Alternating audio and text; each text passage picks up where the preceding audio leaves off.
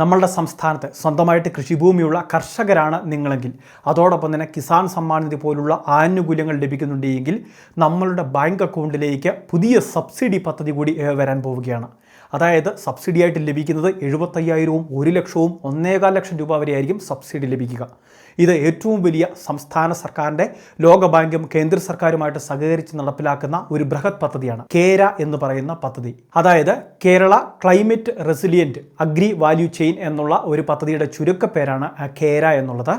ഈ പദ്ധതിക്ക് കീഴിലാണ് നമ്മളുടെ സംസ്ഥാനത്ത് തുടക്കത്തിൽ 6 ജില്ലയിലെ കർഷകർക്കായിരിക്കും ആനുകൂല്യം ലഭ്യമാകുന്നത്. അതിനുശേഷം ഈ പദ്ധതി സംസ്ഥാന വ്യാപകമായിട്ട് നടപ്പിലാക്കുകയും ചെയ്യും. അതായത് നമ്മളുടെ പറമ്പിൽ കൃഷി ചെയ്യുന്ന കൃഷി ഇനത്തെ ആശ്രയിച്ച്, അതോടൊപ്പം തന്നെ കാലാവസ്ഥ അധിഷ്ഠിതമായിട്ട് കൃഷി ചെയ്യുന്ന സംവിധാനങ്ങൾ, അതോടൊപ്പം തന്നെ കാലാവസ്ഥയെ അതിജീവിക്കുന്ന വിവിധ കൃഷിരീതികൾ അവലംബിക്കുന്നതിന് വേണ്ടി കർഷകർക്ക് നൽകുന്ന ഒരു വലിയ കൈത്താങ്ങായിട്ടാണ് കേര പദ്ധതിയിലൂടെ സബ്സിഡി വിതരണം ചെയ്യുന്നത്. 2,500 കോടി രൂപയുടെ പദ്ധതിയാണ് ആദ്യഘട്ടത്തിൽ നടപ്പിലാക്കുന്നത്. പിന്നീട് ഇത് പദ്ധതി പരിഷ്കരിച്ച് വിവിധ ആനുകൂല്യങ്ങൾ വിവിധ മേഖലകളിലായിട്ട് നടപ്പിലാക്കുകയും ചെയ്യും.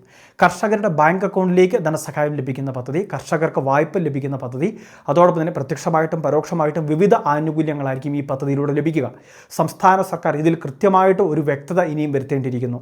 അതായത് നിലവിൽ റബ്ബർ കർഷകർക്ക് ആനുകൂല്യമുണ്ടായിരിക്കും, കാപ്പി കർഷകർക്ക് ആനുകൂല്യമുണ്ടായിരിക്കും, ഏലം, കുരുമുളക് തുടങ്ങിയ കൃഷി ചെയ്യുന്ന കർഷകർക്കെല്ലാം ഈ പദ്ധതിയിൽ ആനുകൂല്യമുണ്ടായിരിക്കും. ഇപ്പോൾ വയനാട്ടിലെ കർഷകർക്ക് കാപ്പി കൃഷിക്കും അതോടൊപ്പം തന്നെ ചിലപ്പോൾ തേയില കൃഷിക്കുമൊക്കെ ആയിരിക്കും ധനസഹായം ലഭിക്കുക. അതോടൊപ്പം തന്നെ മറ്റ് ചില ജില്ലകളിൽ റബ്ബർ കൃഷി ചെയ്യുന്ന കർഷകർക്കായിരിക്കും സബ്സിഡി വിതരണം ചെയ്യുക. ഇടുക്കി ജില്ലയിലെ സാഹചര്യം വരുമ്പോൾ ഇവിടെ ഏല കൃഷിക്കായിരിക്കും ധനസഹായം അനുവദിക്കുന്നത്. ഹെക്ടർ ഒന്നിന് 75,000 രൂപയാണ് റബ്ബർ കർഷകർക്ക് നൽകുന്നത്.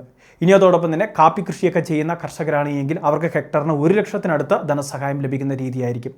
ഏല കർഷകരൊക്കെ ആണെങ്കിൽ 1.25 ലക്ഷത്തിനടുത്തേക്ക് ധനസഹായം എത്തിച്ചേരാനും സാധ്യതയുണ്ട്.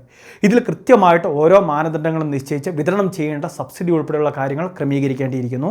അതുമാത്രമല്ല, നിലവിൽ ഈ പദ്ധതിയുടെ എല്ലാം ആനുകൂല്യം നമ്മുടെ സംസ്ഥാനത്തെ കർഷകർക്ക് ലഭിക്കണമെങ്കിൽ ഇപ്പോൾ കേന്ദ്ര സർക്കാർ പറഞ്ഞിട്ടുള്ള കുറച്ച് കാര്യങ്ങളൊക്കെ ചെയ്യേണ്ടത് തന്നെയുണ്ട്. അതായത് ID എടുക്കുന്ന കാര്യങ്ങളെല്ലാം കൃത്യമായിട്ടൊന്ന് ശ്രദ്ധിക്കണം. ഇപ്പോൾ നമുക്ക് അക്ഷയ കേന്ദ്രങ്ങളും കോമൺ സർവീസ് സെൻ്ററുകളിലുമൊക്കെ എത്തിച്ചേർന്ന് കഴിഞ്ഞാൽ നമ്മുടെ സ്ഥലത്തിൻ്റെ കരമടച്ച രസീത്, ആധാറുമായിട്ട് ലിങ്ക് ചെയ്തിട്ടുള്ള മൊബൈൽ, ഇവയുമൊക്കെ ആയിട്ട് എത്തിച്ചേർന്ന് കഴിഞ്ഞാൽ കർഷക രജിസ്ട്രിയിൽ പേര് രജിസ്റ്റർ ചെയ്ത് ID കരസ്ഥമാക്കുന്നതിന് സാധിക്കും. ഇതെല്ലാം വെച്ചായിരിക്കും ഒരുപക്ഷെ നമ്മൾ പിന്നീട് അപേക്ഷകൾ സമർപ്പിക്കേണ്ടതും.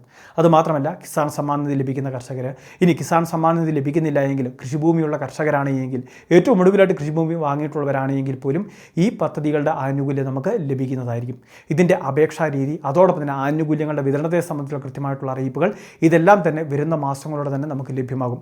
ആ സമയത്ത് ഇതിനെ സംബന്ധിച്ച് മറ്റ് വിശദാംശങ്ങളെല്ലാം നിങ്ങളെ അറിയിക്കുന്നതായിരിക്കും.